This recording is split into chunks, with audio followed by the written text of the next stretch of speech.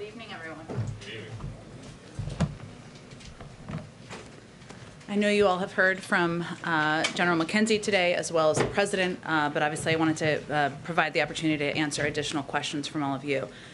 Just one thing to note at the top, as a mark for respect, starting today, the United States flag will be flown at half-staff at the White House and upon all public buildings and grounds, at all military posts and naval stations, and on all naval vessels of the federal government in the District of Columbia and throughout the United States and its territories, and possessions until sunset on August 30th, 2021, in honor of the victims of the senseless acts of violence in Kabul, Afghanistan. With that, Amr.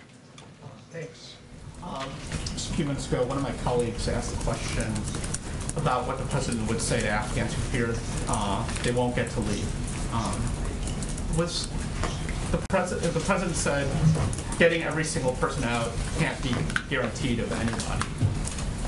Was he lowering expectations for smaller but still significant population that's trying to get out, that's still there?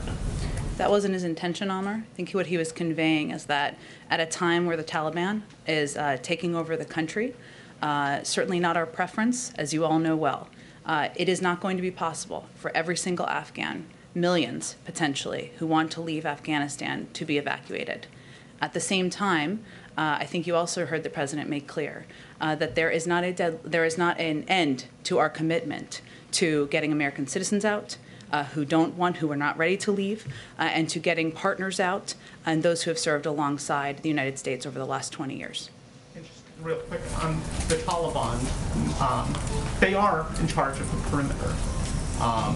For the suicide bomber to get in, they would presumably have to get beyond a Taliban guard.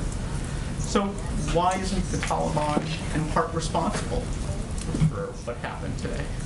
Well, I think General McKenzie addressed this earlier this afternoon, and he made clear, and I understand your question is slightly different from that, but I think it's worth repeating and important to repeat, that we don't have any information at this point in time, and that has not changed over the last couple of hours to suggest that the Taliban had knowledge of or was engaged in or involved in this attack. Obviously, what happened today and the loss of lives of U.S. service members, of Afghans, is a tragedy, is horrific, is one of the worst things, if not the worst thing, we have experienced during President Biden's time in office. But again, we don't have any additional assessment at this point in time. Go ahead. Just a few things, Jen, to clarify. Thank you. He talked about the ongoing mission to get people out after the 31st. But to be clear, as of tonight, is it still the plan to get all U.S. forces out by August 31st? Nothing has changed on that timeline. Okay. Did the president, based on his public comments over the last few days, did the president see this coming? Well, I think what you have seen the president say, and many members of our military and our national security team say, is that we have been closely watching and assessing the threat of ISIS-K, and that we have had increasing concern about that threat growing over the last couple of days. So this has been a concern that we have been watching, and we saw, of course, the tragic events happen today. And what does today's attack say about the U.S.'s ability to keep the terrorist threat in check once the U.S. pulls off military forces out of Afghanistan? Because this is something he talked about in early July when he reiterated what the plan was. You're right, and I appreciate that question. I think it's important for people to know and understand that the threat that is posed by having thousands of U.S. military on the ground, still currently on the ground, implementing a mission, committed to a mission, as you heard General McKenzie and the President also say, that is a threat. They are a target. People gathering around the airport, that is a threat, that is a target. But ISIS's ability to target individuals who are on the ground in Afghanistan is very different from ISIS's ability to attack the United States and attack the homeland. And we will maintain and continue over the horizon capacity with presence and partnership with countries in the region to ensure that they don't develop that ability. Do you know yet if he would go to Dover to greet the caskets of those that were killed? I'm certain the President will do everything he can to honor the sacrifice and the service of the lives who were lost today. I will note you didn't ask this question, but some others have asked it, and he didn't have the opportunity to ask it. So let me provide or answer it to provide you an update on. I know some have asked about whether he's called the family members, and for those of you who have covered this, you know the process. But for those of you who have not, or people who are watching at home, the process would first go through the Pentagon. There is a next of kin notification process. I know General McKenzie spoke to this earlier today. That is the process that is still underway at this point in time. Until that process concludes, the president would not make a call because that's the first step in the process. And then in terms of additional steps such as Dover, of course, he would consider and want to be a part of any means of honoring the lives that were lost today. Go ahead. Thank you, Jen. General McKenzie described this, one of the explosions at the Abbey Gate happening at a point after someone had been searched by the Taliban. How is the United States still going to work with the Taliban the way that the president is describing, or just did in his remarks, to get American citizens and Afghan allies out if that is what we're working with? Look, I'm not trying to sugarcoat what we think of the Taliban. The Taliban they're not a group we trust. They are not our friends. We have never said that. It is also the reality that the Taliban controls large swaths of Afghanistan. And to date, because of coordination with the Taliban, we've been able to evacuate more than 104,000 people, save 104,000 lives. And that coordination is necessary in order to continue our evacuation measures. Now, I understand your question, Peter, and the questions of others on what they knew or what their role was. There's no assessment we have at this point in time of their involvement in this. Obviously, that's at this time. If that changes, we will let you all know. And does the president really think that they are going to be reliable partners if we're already getting reports that they're not letting Afghans to the airport and the U.S. is still at the airport?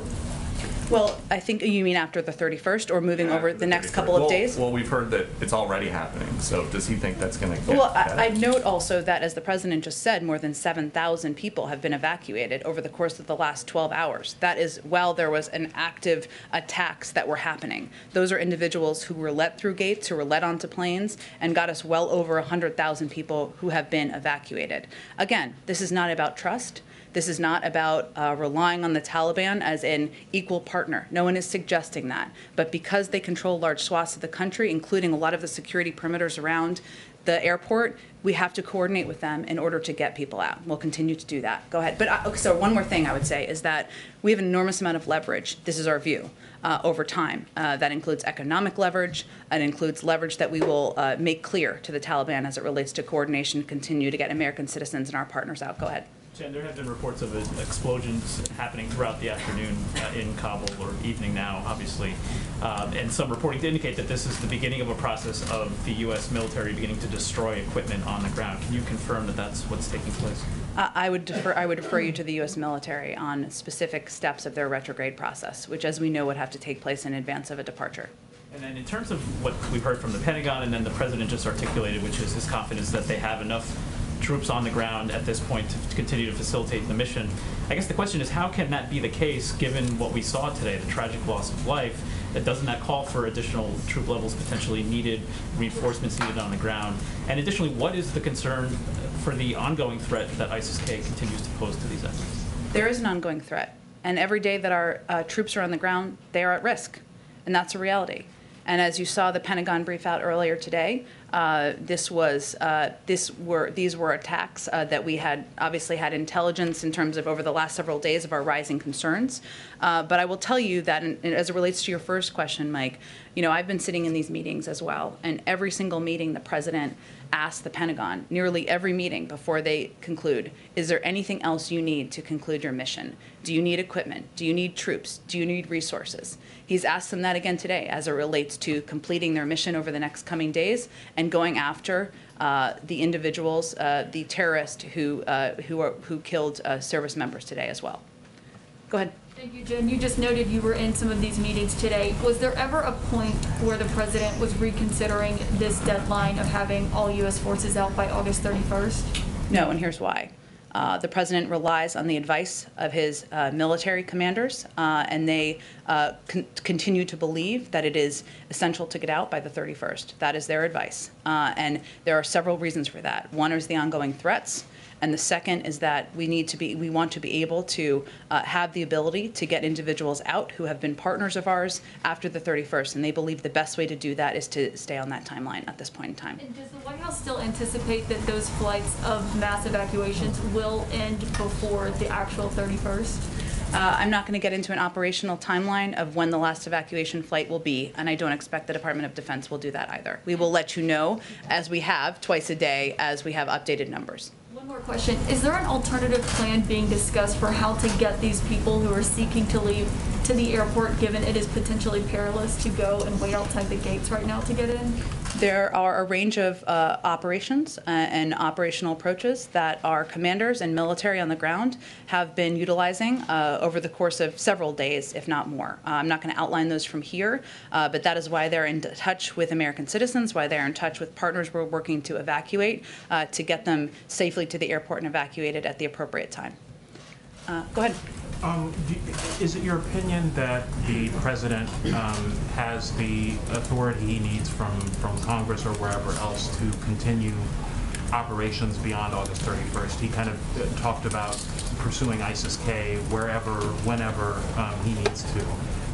Is there any expectation that he'll need any additional authority to do so? I don't believe there's an expectation of additional authority needed. And what about for military commanders on the ground?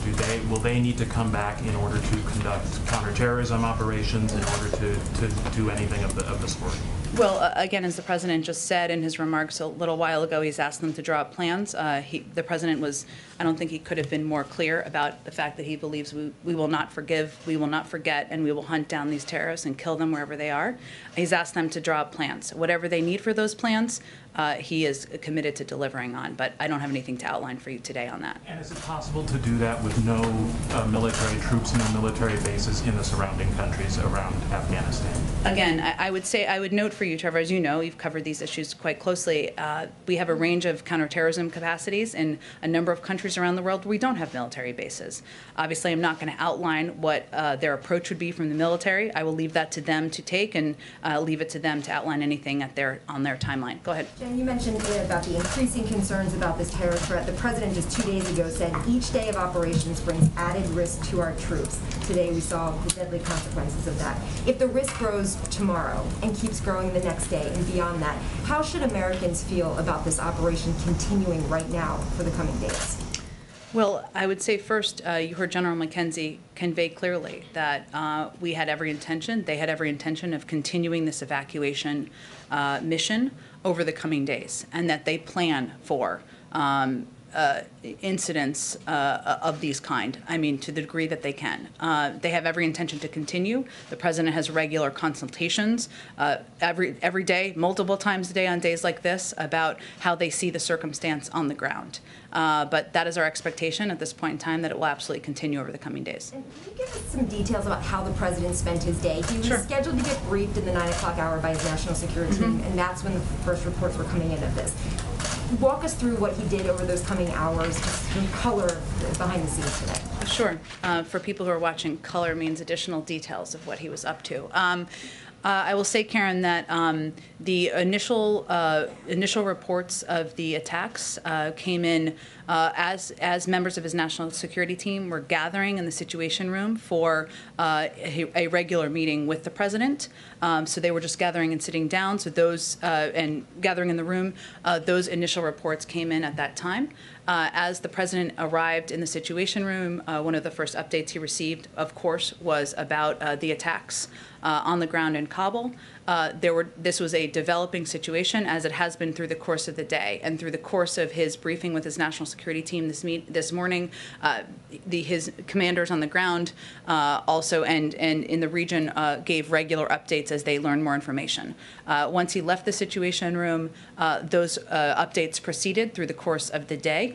He's been in constant contact with his national security advisor, his Secretary of State, Secretary of Defense, and military commanders, both here and in the region throughout the course of the day, receiving updates on what's happening on the ground. Was there ever a second meeting of that entire national security team with the president in the sit room again? No, this was just regular ongoing contact with members of his national security team through the course of the day. Just to clarify, since you said you were with him, how was he? How was his mood? How was he in dealing with with the incoming information?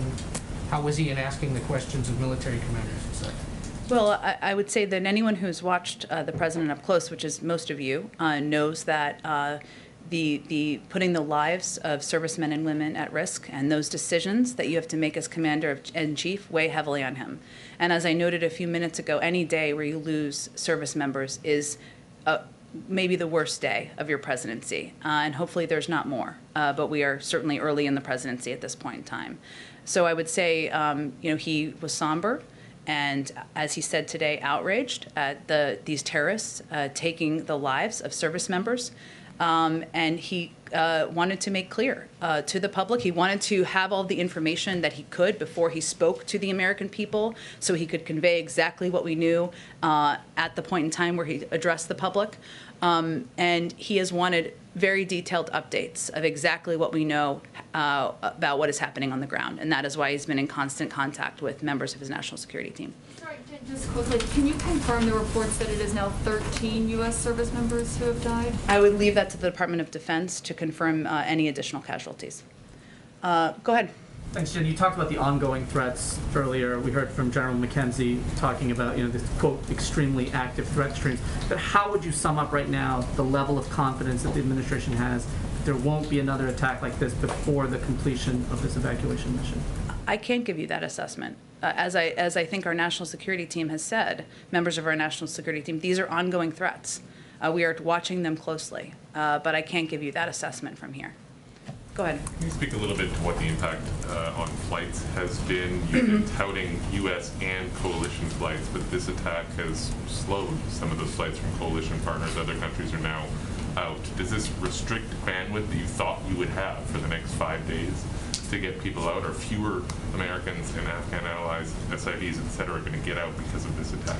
It's a good question, Josh, and one of the reasons we put out the numbers twice a day is because we want you all to have an understanding of how many people were able to get out. I would note that more than 7,000 people were evacuated over the last 12 hours. Those include members from coalition partners, and we're working now, and this is one of the pieces the president's been focused on, is getting as many people out and onto these planes as possible, even as we're working to address these security threats on the ground. But I don't want to give you a prediction because our U.S. military is incredible, and they are working even while they are facing these security threats to continue the evacuation mission. What do you believe to be the case at the airport now, I suppose, not particularly at this hour, given the time would be there. Can Americans go? Should Americans go? Are Afghan SIVs getting through Taliban checkpoints and to the airport? Are you still discouraging them from doing that? What is the situation on the ground in that perimeter? Again, Josh, I would say that we are giving very specific direction to individuals, American citizens and others, on when they should come to the airport, where they should meet, how they should come to the airport. We're obviously not going to outline or detail those from here or in any public manner, but that is certainly the direction we would be giving to people, to pay attention to the security alerts and to pay attention to notifications and contacts they're receiving from us or coalition partners. I'm sorry, just to clarify, there were warnings that led up to this attack. Other countries have been warning, the administration has been warning this is a dangerous situation, et cetera. Can you speak to whether there were specific indications that this was being planned, and if so, do you have specific indications that other ones are being planned now? I'm not going to get into specific intelligence, but I will tell you and confirm for you that the threat is ongoing, and we are continuing to watch and assess the threat. Go ahead. Thanks, Jen. President Biden has spoken a lot about the need to end the forever wars. How do you end the forever wars in Afghanistan if you are still, or if the United States is still continuing to attack ISIS-K? Well, first I would say this is a specific case today where 12 individual service members and 15 who were wounded today. And certainly I would expect any president of the United States would be clear that he will avenge those deaths and the acts of terrorists. And I don't think that came as a surprise to anyone. But the president stands by, as he outlined to all of you just in the last hour, his commitment to bringing an end to this war, as he has implemented over the course of the last month. And what we're talking about here is avenging these deaths from terrorists. We're not talking about sending tens of thousands of troops back for an endless war that we've been fighting for 20 years. If I may ask a bit of a related question to Josh. When the Obama administration was bringing in Syrian refugees, there was a lot of pushback from various states and locales about refugees coming into their communities. How do you see that situation this time around? Is this going to be different, or do you anticipate those same kind of pushback and hard feelings? We will see. But I will tell you that what we have been working to do is to work closely with governors, with localities, with local leaders to give them detailed briefings on what our vetting process looks like, what the background check process looks like before any individual comes into the United States. And that is a background check process that's thorough before they are allowed to come in and step on U.S. soil. We also know that there are some people in this country, even some in Congress, who may not want to have people from another country come as refugees to the United States. That's a reality. We can't stop or prevent that on our own, but we are going to continue to communicate our intensive vetting process, and we've been working hard to do that behind the scenes, and we're going to continue to convey clearly that this is also part of who we are and part of the fabric of the United States, and not back away from that. Go ahead. Thanks, Jen. There is an American that's been detained by the Taliban since last year. His name's Mark Freerichs, and I'm wondering if the administration has been in negotiations to release him as part of these broader negotiations with the Taliban. We certainly raise his case in every opportunity, and it has certainly been raised, but I don't have any update on that case. And then you've said that there's a threat for these remaining days that U.S. troops are in Kabul. Are there any additional precautions that are being taken to protect these troops? Obviously, you're not going to send in additional troops, but are there any sort of other precautions that are being taken? I don't think I'm going to get into operational details of what is happening on the ground. Certainly, there are steps taken to protect our troops on the ground by the commanders who are leading the efforts on the ground. Go ahead in the middle. Oh, go ahead. Thank you, Jen. Just last week, the president said the following. We made clear to the Taliban that any attack on our forces or disruption of operations at the airport will be met with swift and forceful response. Was this an attack? Were our forces targeted? Was this at the airport? Were our operations disrupted? And if indeed it was, would this qualify as a swift and forceful response? I think the president just addressed exactly that when he said we will not forgive, we will not forget, and we will hunt you down. When he spoke just an hour ago. Bombers, people who live so that they can kill themselves? He was referring to the attack of terrorists from ISIS-K who launched this attack and killed U.S. service members. I don't think he. Should be going after them regardless of whether they attack service members. I don't think he could have been more clear. Go ahead. Yes, Jen. At least 67 House Democrats now have signed on to a letter asking the president to raise the refugee cap in fiscal year 2022 to at least 200,000. I think you're looking at about 125,000 right now. Is that something that the White House is willing to accept?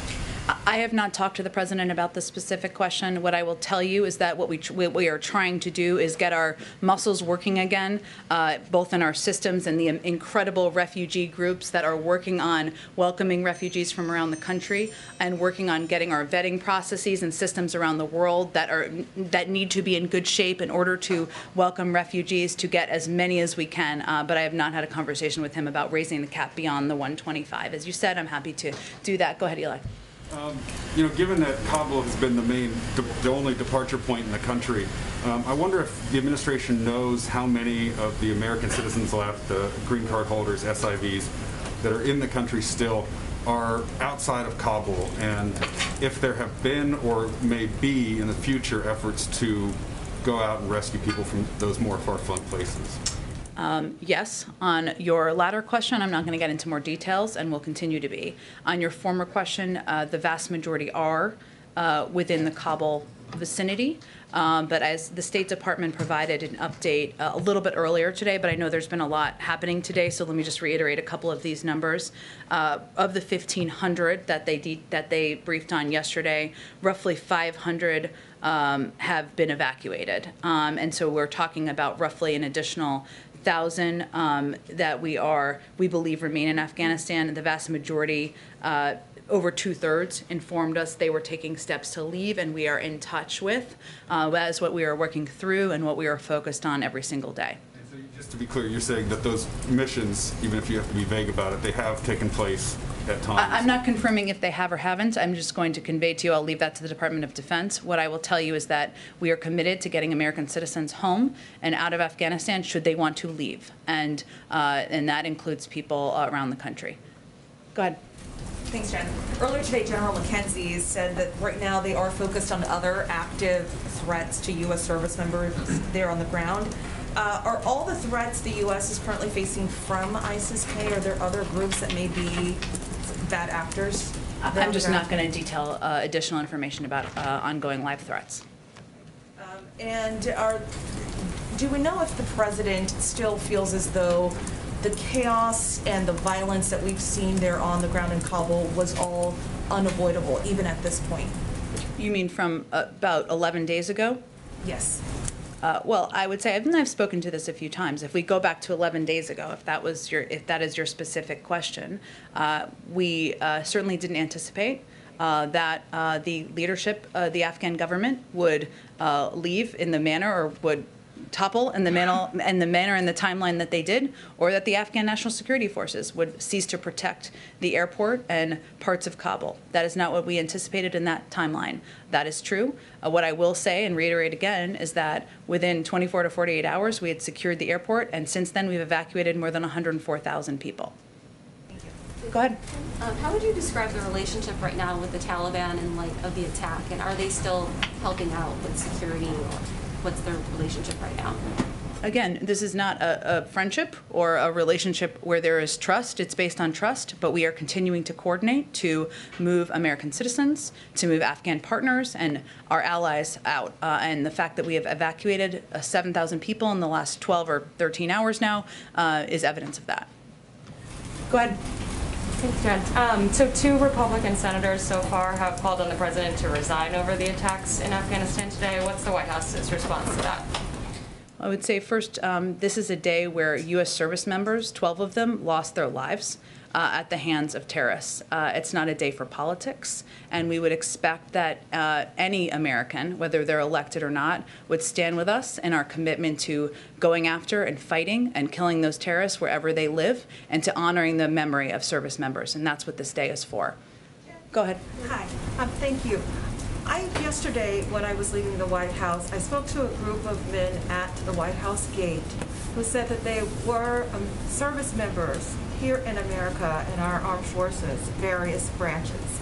They had their photos on posters, and they are seeking help for their families. We've prioritized which groups we are helping, namely those who have helped us in the mission, but they are not, they're currently in military, but they are not people who fit the description or the criteria for getting assistance. However, in our interview, they told me that they are getting assistance. Can you speak to this prioritization and who really is eligible to get assistance going forward, considering what happened today? I know you've already spoken to it, but can you drill down a little bit to make sure people know who we are allowing into the country at this point? I'm not sure that I totally understand your question, but let me do my best. American citizens, which I assume these U.S. service members are. They serve here in our country. They're from Afghanistan, and they have family members there. So they said they went to the State Department, and the State Department was helping them get their family members in, and they wanted to get attention so that other people in their situation could get their family members in. And they didn't seem to fit the criteria, so I'm just asking you to clarify. Are you concerned that we're helping the family members of people who have fought by our side for 20 years, helping them come to the country once they've been through a thorough vetting process, or what's the root of your question? No, the root of my question is consistent information for those who need help. So I've been doing some reporting around people getting correct information about the process. So I want to be able to say in my reporting, if you meet these qualifications, you are the folks who can come into the country. And I think a lot of people want to know that information. Does that make sense? I think we've been very clear, Mona, that U.S. citizens, their family members, some of those are dual nationals. Many of them who are left are dual nationals. Some of them may have lived their whole lives in Afghanistan. Immediate family members, that means spouses and children. It also means SIV applicants and others who might be eligible for a range of the programs we have, and vulnerable populations. That does have a broad range of meanings because there are a lot of people who are vulnerable in Afghanistan, and we're going to work to get as many of those people out as we can. There's a range of programs. If individuals have questions, information is available on the State Department website and the Department of Defense website. Go ahead. Thank you. Over 65 Democrats in Congress are calling on Biden to raise the refugee cap to at least 200,000.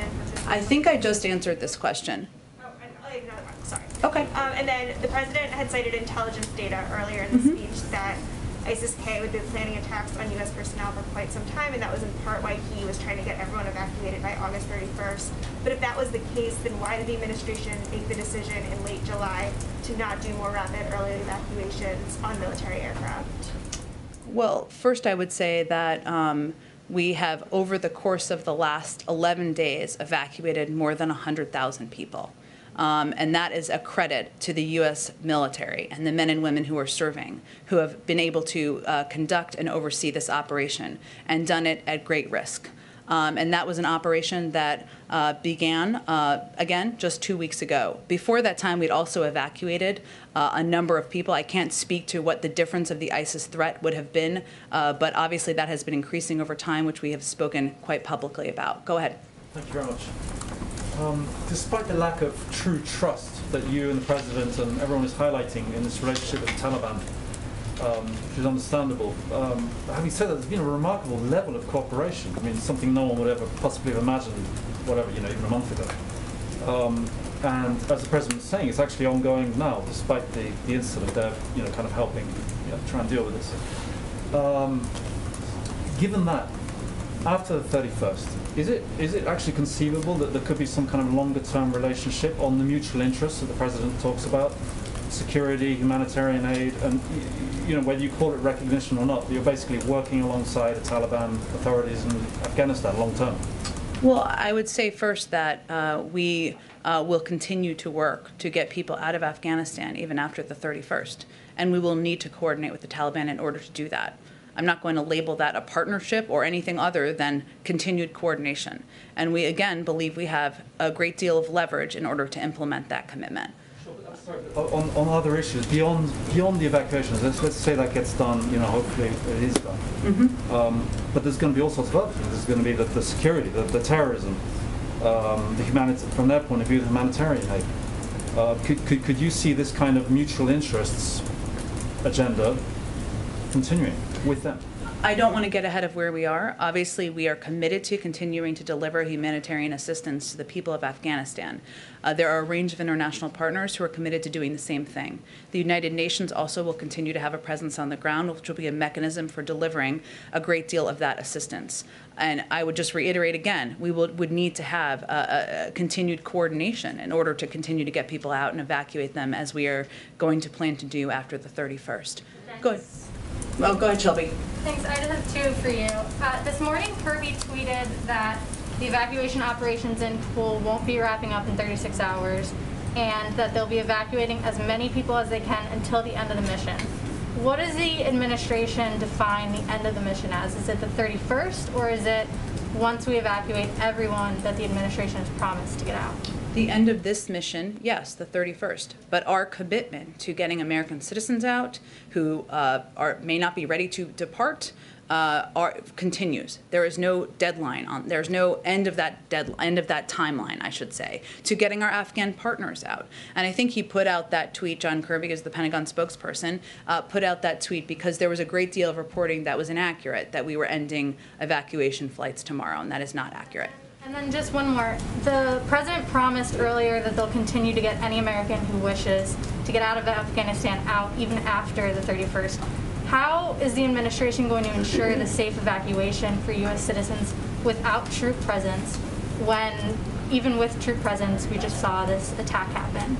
Well, again, over the last 11 days, we've evacuated 104,000 people, including the vast majority of Americans who were in Afghanistan. But our commitment does not end, right? We are continuing to work to get every American citizen who wants to leave out before the 31st. We will need to continue to coordinate with the Taliban in order to get people to the airport and out from the airport.